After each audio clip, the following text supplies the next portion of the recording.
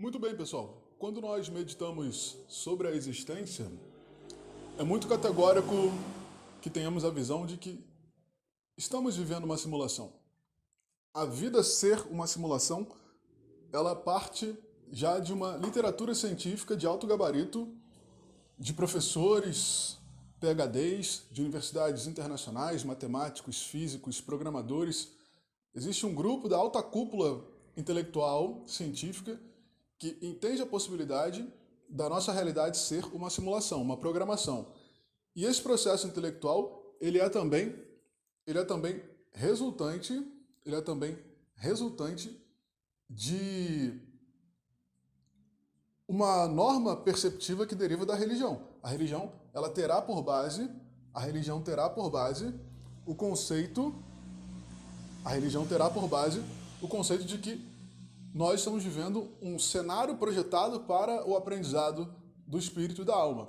Seja qual for a sua tradição religiosa, fundamentalmente a tradição judaico-cristã, da Torá, do Novo Testamento, seja a tradição pertinente também ao budismo, ao hinduísmo e ao Hare Krishna Vaishnava. Essas tradições que depois vão formar também em conjunto a tradição espírita, kardecista, seus derivados. Essas tradições vão enxergar com clareza que nós vivemos uma simulação. E essa simulação que nós vivemos, ela é resultante de um processo no qual o Criador, ou os criadores, ou as supremas consciências, ou a suprema consciência, deixaram para nós um desafio, e esse desafio é o amadurecimento da alma dentro de um contexto limitado, que é o cenário humano, no qual o espírito vem habitar a consciência brutal animalesca. O espírito humano ele se faz materializado na consciência humana brutal animalesca e cabe a nós lidar com esse processo intelectual, lidar com esse processo mental, com esse processo físico, que é a limitação dos estados de abundância e a necessidade de consumir, de beber, de tomar banho, de fazer necessidades fisiológicas, de se limpar e de ter uma relação de consumo e esgotamento com a natureza e conosco. Ter uma relação de consumo e esgotamento para com a natureza e para com nós mesmos. Então nós estamos vivendo um modelo existencial no qual há uma relação de consumo e de esgotamento para com nós mesmos e para com a natureza. Nós vivemos um estado de necessitar, pegar, destruir, transformar, e as coisas são escassas e nós não geramos a nossa própria energia. Nós não somos como o átomo que só existe e é pleno. Nós somos carentes de consumir e esse processo de consumo requer destruição, ele requer metabolização. E não tem para todo mundo. E se tem para todo mundo, as pessoas todas não são divisíveis iguais e não têm necessidades iguais. As pessoas não são como bactérias idênticas, fungos idênticos, vírus idênticos. Elas não são um grande organismo que opera individualmente, mas que está unitariamente conectado a uma forma idêntica de necessidades e gastos. Não. Cada microindivíduo da humanidade, cada microindivíduo da sociedade humana tem um desejo, uma peculiaridade, uma ganância, uma vontade, uma necessidade biológica pura, específica e diferente, que faz com que um tenha que ter mais que o outro sobre determinada coisa.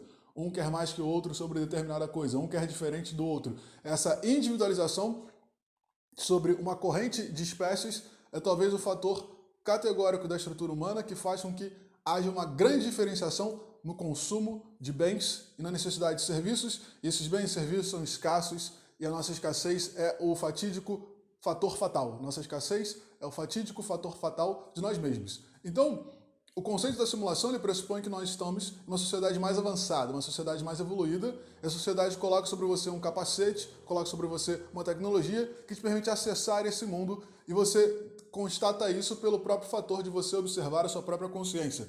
A capacidade que nós temos de observar a nós mesmos como se fôssemos um observador tridimensional. A capacidade que nós temos de nós observarmos a nós mesmos, a capacidade que nós temos de nós observarmos a nós mesmos, a capacidade que nós temos de olharmos de fora e assistirmos a nossa existência, essa capacidade intelectual, essa capacidade de observar a nossa vida como se fosse um enredo e observar a nossa própria consciência pensando sobre o que nós somos, isso já indica que nós não somos o objeto de fato que está existindo aqui. Nós somos uma consciência que vê esse objeto existindo e consegue, então, auferir narrativas e observar comportamentos e tirar julgamentos, conclusões e enredos de um enredo que acontece propriamente do personagem. Nós somos o personagem, mas nós estamos jogando o jogo sendo o personagem, nós estamos observando o jogo acontecer. O hinduísmo vai tratar do conceito de Maya, que é a grande ilusão,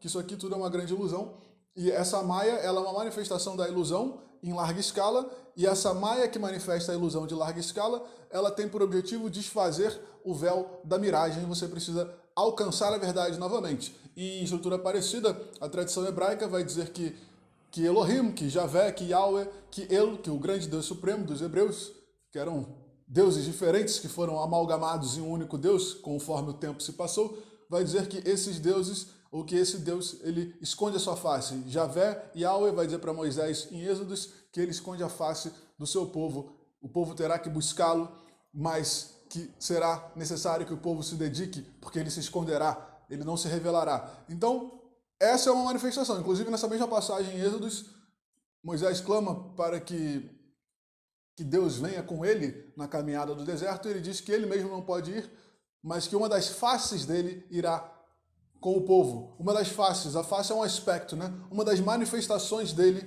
irá com o povo. E aí nós temos a metáfora de que essa manifestação, essa face de Deus era Cristo. Um dos representantes das faces divinas seria Cristo. Por isso que os anjos da Bíblia, eles possuem várias faces, face de touro, face de águia, face de carneiro, face de homem, seriam os vários aspectos de Deus indicando as suas várias formas e potencialidades. Mas, voltando ao conceito da imagética proposicional da programação, simulação, nós estamos aqui, então, vivendo uma simulação, porque essa simulação é uma projeção de uma realidade superior. E essa projeção de uma realidade superior tem por objetivo, um deles, amadurecer a sua existência, amadurecer o seu discernimento. É uma experiência. Essa experiência ela pode ter um caráter de amadurecimento da sua existência, um caráter de amadurecimento do teu intelecto, do seu espírito, da sua força, ou simplesmente ela pode ser uma experimentação de uma entidade divina, que é você mesmo é um Deus, nós mesmos somos deuses, e nós escolhemos participar de uma vida na qual nós perdemos a nossa abundância divina, nossa capacidade de gerar energia, de gerar alimento, de gerar satisfação, prazer, essa sexualidade plena, essa alimentação plena, essa ausência de necessidade de bens externos, de matéria externa, esse orgasmo pleno que nós vivimos em estado uno, indivisível e não escasso, ela é quebrada e nós vamos entrar numa realidade na qual nós não temos nada e precisamos de um outro que é muito diferente de nós para que tenhamos alguma coisa, mesmo assim essa coisa é limitada, e cada um de nós vem com potencialidades e defeitos gigantes, de forma que ninguém consegue se abastecer sozinho, ninguém consegue se abastecer sozinho, ninguém consegue se abastecer sozinho, e todo mundo vem com uma defasagem, uma limitação muito forte em alguma coisa, seja na emoção, seja na inteligência, seja no físico, seja na parte monetária, material, mas cada um vem com uma limitação muito forte e vem com uma potência muito forte, e nós estamos aqui, então, em um diálogo, em uma correlação e uma adequação para enxergar no outro aquilo que nos falta e precisar do outro para nos mostrar o que nos falta e precisar de uma colaboração coletiva para que tenhamos o básico existencial e mesmo assim tendo que lidar com as vicissitudes. Aí vem também a questão de que todos nós temos coisas boas e todos nós temos coisas ruins. Esse seria um aspecto que coloca toda a humanidade em sua inteireza como sendo uma humanidade que é individual e cada ser que existe aqui, cada ser humano, ele é uma alma consciente. Essa filosofia não levaria em tese a ideia de que várias pessoas que aqui existem podem ser apenas simulações, podem ser os NPCs, os non-playable characters, podem ser pessoas que existem apenas como uma projeção algorítmica, mas que não são consciências individuais de fato. Eu vou entrar nisso na segunda parte, na segunda aula sobre esse tema.